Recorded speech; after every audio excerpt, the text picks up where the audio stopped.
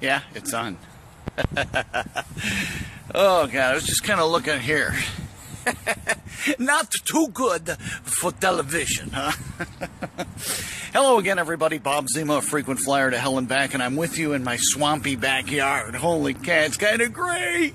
Kind of dingy, kind of ugly looking, isn't it? But it's beautiful in the summer. I want to talk to you in my damp, swampy, dingy-like backyard because I want to talk about the upside of anger. There is an upside of anger. First of all, anger is a behavior. People say, oh, but Bob, I felt angry. Of course you did. What you felt is either hurt or fear or a combination of the two as a result of thinking.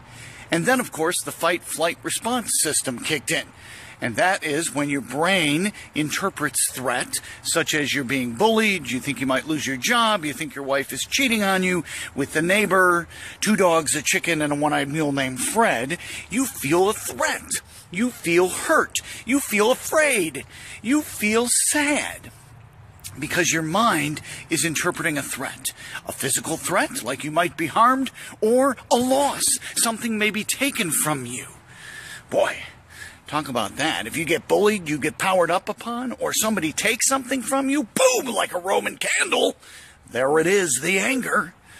But the brain interprets threat. It takes in all these little facts, like a radar out at the airport sweeping. And then suddenly the mind puts all of these little facts together and voila! There it is, right in the drive-in theater, a horror flick of you being bullied, of you losing something, of someone taking something from you. That triggers the hurt and the fear and all of the other physiological sensations that go with our need to either fight something head on or to run very fast the other way, fight, flight. What you feel is hurt and fear, or both, and all of the things that your body is doing to prepare for that fight or to run your ass as fast as you can. Yuck, it's like my backyard, isn't it? Ugh, yucky. It's swampy. Here's the upside to anger. Oh, and of course, let's talk about anger. Anger is the behaviors, anger is a set of behaviors, or the behavior that we choose to express our hurt and our fear, or both, but also to expel those physiological sensations. They have to go somewhere. They just can't sit in our soul. All that crap's got to go. Look at all this water here. That's got to go somewhere. If you've ever cooked pasta on the stove and left the lid on, better start cleaning the stove, because all of that energy had to go somewhere.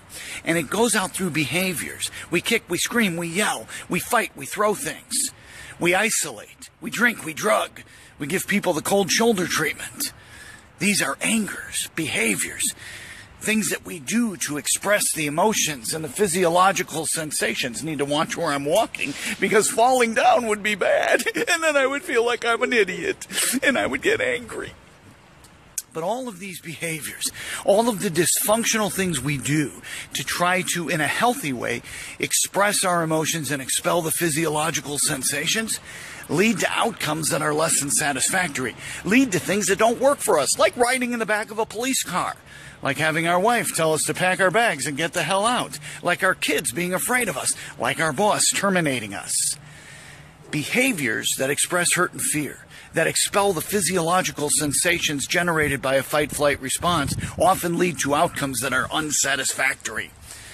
That's why there's an upside to anger.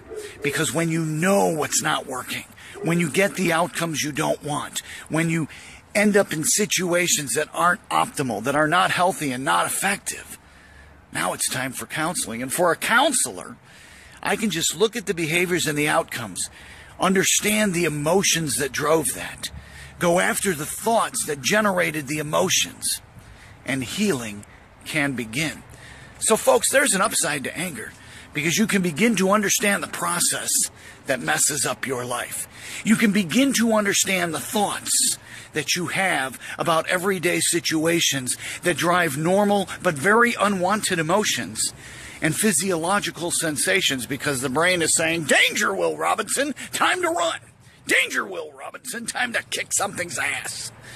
And when that happens, we respond, we act. And often that leads to things that just don't work. So yeah, there's an upside to anger.